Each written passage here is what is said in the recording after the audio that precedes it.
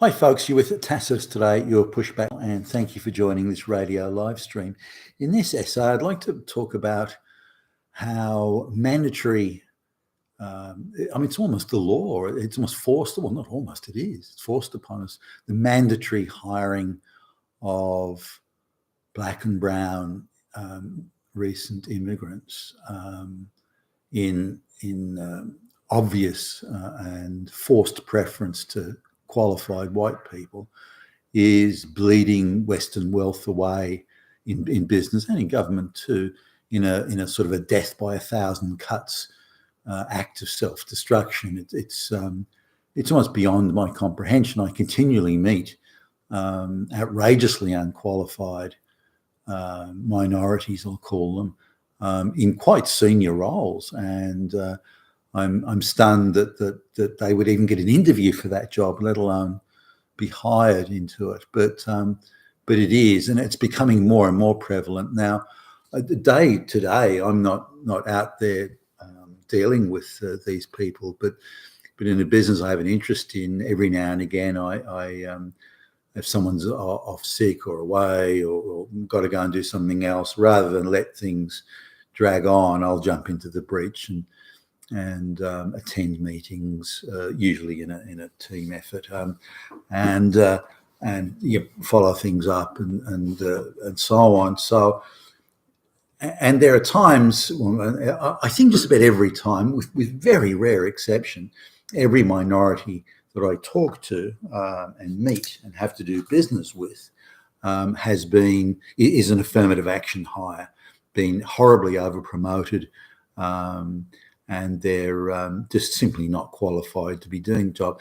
Now, if they were the only person in the world, and you sort of say, well, they're the only person in the world, I've got to give them a go, and then we'll see if we can get them up to speed. But instead of accepting that they're not qualified, there's a view, and a very pronounced view, that these people shouldn't be improved. That we shouldn't say, look, you've been hired, you haven't got a fucking clue what you're doing, but we're going to help you get there.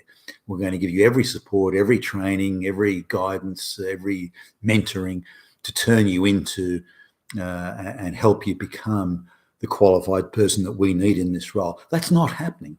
These unqualified minorities being put in the role, and they're being treated as if they are qualified, and they're receiving the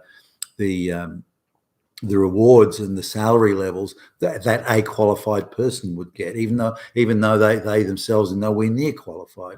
Now, not only is it that, but they're passing over, in many cases, thousands upon thousands, tens of thousands of qualified straight white males are not being allowed into these roles.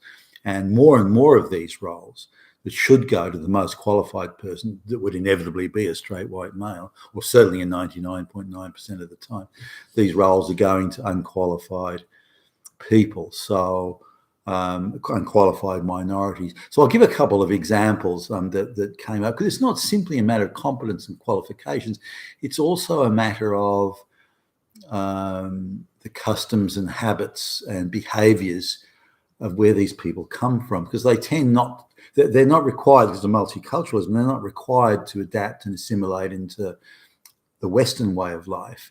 So they're not acquiring the behaviours that are standard in most of the Western executive set. And instead they're bringing over, if you like, the worst behaviours from where the dirt poor shitholes that they've come from. Now, this is a guy from the subcontinent. He's a Brahmin, and so the Brahmins think that they're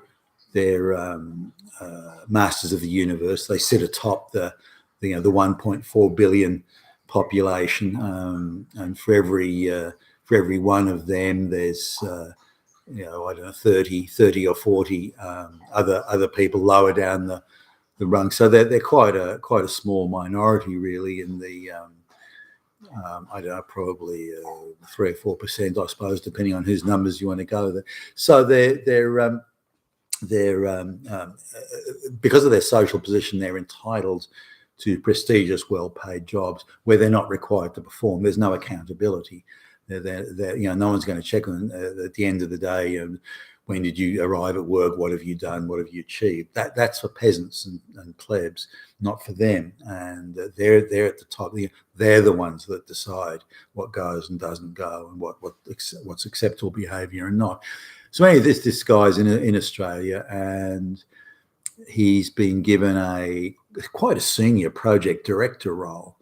Now, it's evident within seconds of talking to this guy, and I ended up at this meeting not expecting that I'd be there, and not knowing who I'd meet. So I within seconds of meeting him, he's not qualified. I mean, he just isn't. Now, these people have a particular habit, because they're the masters of the universe. They have the right to not be accountable, and thus they have the right to tell the most bald-faced lies in order to avoid accountability.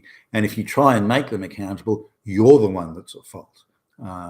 So not them. They're allowed to do that, and they can tell, again, an endless amount of bald-faced lies in order to avoid that accountability, and that's quite acceptable. That's quite acceptable. And if you've got a problem with that, you're a damn fascist, Nazi, racist, white supremacist. So we'd had to put some money on the table to get some things happening. And so the meeting came along, and we kind of have to work through this guy. No idea how he got the job, other than affirmative action quotas and stuff like that. He's not even minimally qualified. And again, hundreds, if not thousands, of white people would have been passed over to give this guy the job. So he clearly doesn't know what he's doing, and he ducks and weaves and wriggles and squirms and tells lie after lie after lie after lie. Some of it's so bald-faced that he knows that he's lying, and he's got this sort of smug, smirky grin on his face of, I can tell any lie I want, and there's no damn thing you can do about it, and so on. So now I've hired a lot of these guys. I've hired some of these guys in the past.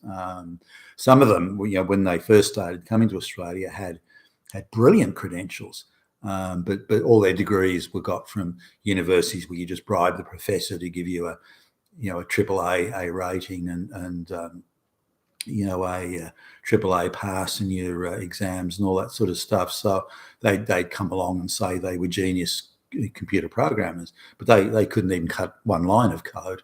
But because they bluster and tell all sorts of lies and blame other people and just blow a lot of smoke into the room, and because you've only just hired them, you don't have to go back to the CEO or the chairman of the board and say, well, I hired this guy a couple of weeks ago, but I'm now getting rid of him. They well, then why did you hire him? That sort of stuff. And I've hired these guys. I've had to fire every one of them. There was a Sikh guy who I didn't fire, but all the others, the upper class dudes, I had to get rid of. All of them were, and none of them would accept being questioned or being accountable. And they tell the same sort of lies in the same pattern of behaviour, which means it's endemic to people from that part of the world. Now, just on a mathematical probability thing, it wouldn't be every one of them. There's 1.4 billion of them. Every one of them can't behave that same way. But it is accepted normal practice, and I've just come across too many that behave exactly the same way, even the same fucking smirk on the face when they tell the lie. So here's this guy, and just to give you sort of an idea of the scale of it, he was sent some information, and the information was on his desk where I could see it. So why did he not act on that information? I never got it, he says. Now I'm looking at it on his desk. So let me say that again. You never got it. What's that on your desk there? And then puts a piece of paper on top of it and says, no, I never got it. So one of our team reaches over to move the bit of paper. He then moves the whole stack and puts it under his desk and so on. This is the level of, very childish. So I refuse to be accountable, and that's it. But the cost of doing business for the company. Now, this is a multinational company. They're quite a prestigious firm. They could have hired anyone they wanted. The money's quite good. But instead they've hired a brown guy who's completely unqualified and has got a really bad attitude and thinks that he can tell, endless lies and lie after lie and so on. Now, I suspect he's involved with labour hire in Indian labour hire fronts, and that he advertises a lot of roles or is responsible for generating the ads, but somehow no one can ever be found. Oh, we've got to go to India to get somebody. I wouldn't be surprised if he's involved in that. There's just too many other Indians appearing that, again, in jobs that easily could have been filled by local people. But again, the project that he's in charge of is going to spend much more money than it needs to, and take much longer than it needs to get done. And it will be a lower quality job with him in charge. And not only that, but he's determined, as far as we can tell at least, to get rid of anybody that has noticed or is capable of noticing or has the expertise to notice that he doesn't know what he's doing. He's mindful of the fact that as long as there's no one around that can suss it, that he might be able to get away with it, which again is the same attitude of the Indians, that the Brahmins in particular, that I've hired over the years in the past. They really gamble quite a lot on somehow they'll be able to escape detection. I'll work from home today. Oh, I need an office on my own. I can't think with other people around me. And they've got all these crazy bullshit excuses and reasons why. But in reality, that it all leads to the same thing: them avoiding accountability. And they're not all of them the same. There's got to be some different. As I say, there was a Sikh guy who wasn't so bad, but the Brahmins, to everyone that I've hired has been like that, or have been involved with or done business with, including people. It's a bit different when you're doing international business and you're throwing money at them. Then they tend to be much better behaved because they're scooping up the money as you throw it around. But on the other side, where they had to produce something, work for something, create something, then they're just not used to that. They don't live in a culture, and I'm sure some of them must do, but they generally don't live in a culture where they're required to do that. In fact, it's almost unthinkable, if not unspeakable, that you would expect them to be accountable, or to, whether it be accountable in passing an exam or accountable in doing work or producing anything or creating anything. No, they're not going to be accountable. They're just too superior as in social status for that sort of nonsense. Now, on another side of it, but just finishing off on that, the cost of that, just having that one guy in place, just to tick a affirmative action box, just that one guy. And over years you couldn't calculate. You'd run into the multi-millions of extra cost in lost time, lost efficiency, and the silly games the idiot plays. It's costing millions just having him there. And you multiply every affirmative action hire across the board, and you're talking billions, billions upon billions. Then you look at the opportunity cost of where there could have been a competent straight white guy in the role. Then you're talking, double, triple that amount of the loss in terms of opportunity cost as to how it could have been. So there's another one. The globalists are getting quite focused on rewarding people who further the globalist project. So if you further the globalist project in some way, they'll find a way. Not in every instance, but certainly many, and it's increasing. They'll find a way of rewarding you. The well-paid jobs these days are to further and enhance and push the globalist project, whether it's journalists accusing all straight white guys of being Nazis, or whether it's diversity directors in government departments or in HR departments or in universities, making sure that the black, lesbians and trans rights are the only thing that ever get talked about. You're doing that, you're furthering the globalist project, and they'll make sure you're looked after and well paid. As I say, there's plenty of diversity directors around in universities in Australia that are being paid between $400,000 and $500,000 a year. People who in the real world would be pushing to make $50,000, but instead they're being paid $400,000 to $500,000. Now, there's one case was again another meeting that I sort of went to, and we turned up, and we're all how many? Three straight white guys, and the meeting was at their request and their agenda and their timing. So we were kind of just coming along doing as we told. I jumped in as a substitute for someone else that went off to do some other work. So I really wasn't sure what to expect, but was a bit of a passenger, really, I guess. But it turned up, and the person in the role, again, another project director type person. The person in the role is a woman, I don't know, about 40, I guess. And again, absurdly over promoted. Has no idea. I'm just not even a basic minimal concept. And not only, I mean, this role includes or requires a lot of business decisions, a lot of business value judgments to be made, and made in a relatively short space of time. It's not the role for an amateur who's got no expertise. And now this woman knows, she's a white woman, by the way. I would suspect lesbian, but I'm not absolutely sure. But she's been gifted this job that she's patently not qualified for. Now she's so as soon as we arrive, the look on her face just said it all. She's like, holy fuck, here's three straight white guys who actually know what they're talking about and know what they're about, wearing the sharp suits and all that sort of crap. So she the colour almost drained from her face. I mean, I wonder if she's going to fucking faint or something. So she said, and gets very snotty and defensive. When all we've said is, good morning, and clearly miles out of her depth, no concept at all about what's required, and absolutely determined.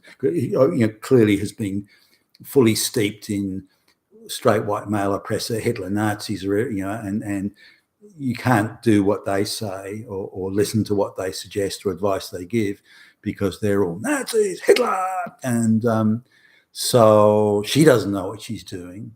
She's not prepared to accept any guidance or help from people who do know what they're doing, and wants to put a committee together of all women and non-white women for that, and that's what's going to affect. And the more non-qualified black lesbians and trans people there are, the better somehow it's going to be.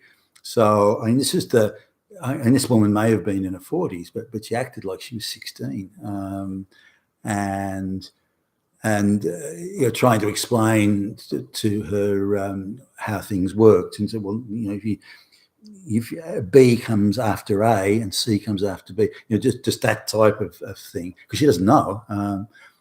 She was on the verge of bursting out in tears, and so I think, why would you put someone in a role like that? I mean, manifestly unqualified. Another affirmative action hire, of course, but manifestly unqualified. Nor will she go and ask for help. She could have maybe brought in a colleague or something. No. She's going to, and then she's going to stamp her foot and act like a snot-nosed teenager, and where she talks like a valley girl, and so on. I mean, she should go and work for Twitter, for Christ's sake. But you persevere with those sort of people as long as you can. But it's a delicate balancing act, because a word out of place and they get offended and they'll scream racism or misogyny or something like that. So you have to take it very, very slowly and very carefully, and try and smile a lot and look and sound pleasant and be very patient. And it does a huge amount of patience dealing with people like that. But the issue here is this person has been gifted this role over the time, and it's a well-paid role, been gifted this role over many, many better qualified people. Now, just a little bit of a backstory. This outfit has won or has been awarded a lot of government business, and it's non-meritorious, and they've radically changed the staff. My guess is that because they were gifted all this government business, as in many millions of dollars, gifted this business, they were leaned on. We'll give you this business, but we want a lot of lesbians, transgenders, and black lesbians. We want all that sort of stuff in return. That's the repayment, which is again part of the globalist shtick these days. But I just want to highlight, and those are just two examples. I could give many more, but how how the West is killing itself, death by 1,000 cuts, and the cost of putting these people in those roles over the heads of many qualified people is costing the economy greatly. But in addition to that, it means that people who could do the job and can bring value to the table are not acquiring extra skills. They're not getting the jobs that pay the good money and so on. So totally unqualified people are being given these jobs, getting paid the good money, but they're not improving. And people that I've met that were useless 2 years ago, they've still kept their jobs, even though it's failure after failure after failure. They just find a new way of evaluating them that means they don't look so bad as they really should. So they're not improving. They're not increasing their skills. They may be getting more adept at avoiding responsibility, but that's about all. They're better at ducking under the table and so on. But they're not acquiring new skills. In other words, they're not coming to grips with, how can I do a better job?